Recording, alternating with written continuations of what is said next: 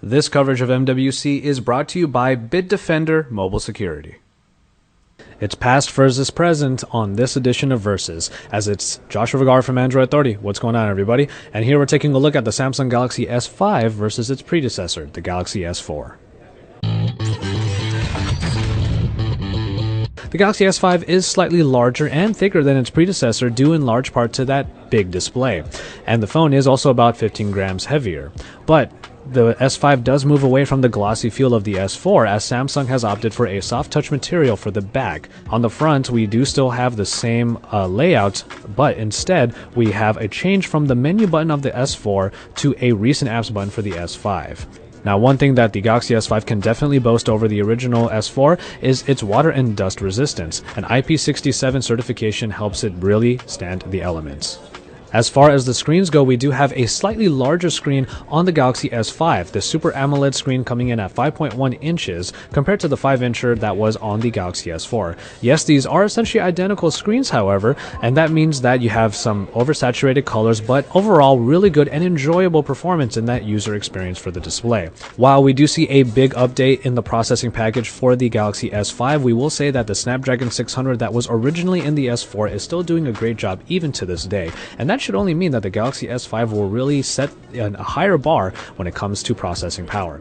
But then when we move on to the hardware department, we will find that the Galaxy S5 does have a slightly larger battery, jumping from the 2600 mAh unit in the S4 to the 2800 mAh unit on the S5. What we will say, however, is that the Snapdragon 805 in theory should be more power frugal, and also Samsung added in quite a few options for power saving. When it comes to the new features, however, everything that came from the S4 does make it to the S5, and then you have the additions of the fingerprint scanner, which is a slide type, and also the heart rate monitor that's found on the back. When it comes to the cameras, we do see that the 13 megapixel unit on the Galaxy S4 is looking to be trumped by the 16 megapixel ISOCELL sensor that has been introduced in the Galaxy S5. This is a sensor that is supposed to take pictures with less noise, and even in low light conditions produce a very nice picture.